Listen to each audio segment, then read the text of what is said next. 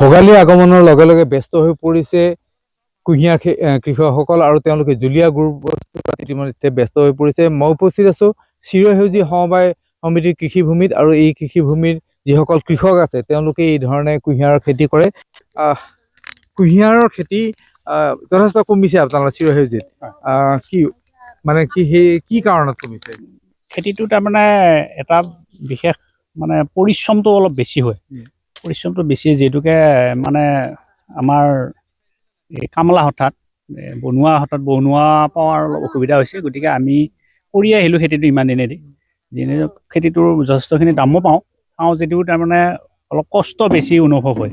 সেইকাৰণে কিমান বছৰ হ'লে ইয়াতে আমি মঙলদৈ দক্ষিণে প্ৰায় 4 কিলোমিটাৰ দক্ষিণে আমি চিৰসেউজী কৃষি পাম সমবায় সমিতি বুলি এখন সমবায় হৈছিলে। আজি 40টা বছৰত আমি ভৰি দিছোঁ।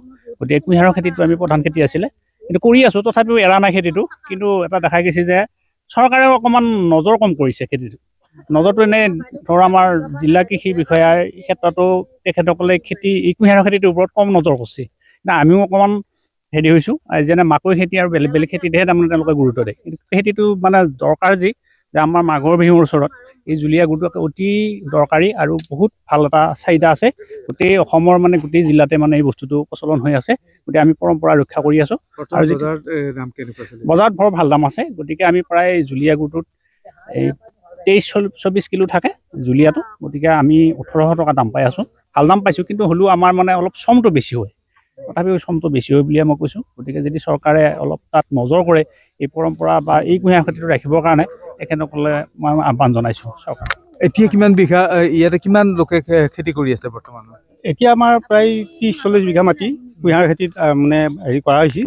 আৰু মানুহবিলাকৰ বৰ্তমান এতিয়া আমাৰ দুষ্প্ৰাপ্য বুলি আমি কৃষি পাম হিচাপে আমি অন্ততঃ 40 বিঘামান মাটি হেৰি কৰি আছোঁ।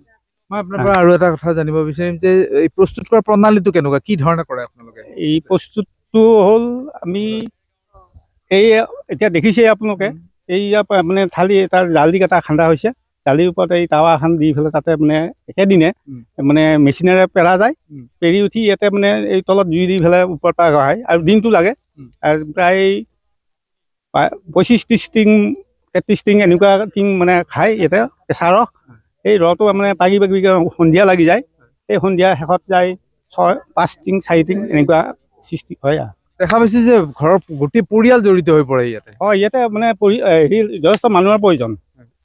মানে এইকাৰণে প্ৰয়োজন মানে হাল যেতিয়া চলে তেতিয়াও প্ৰায় 4-5জন মানুহৰ প্ৰয়োজন হয়।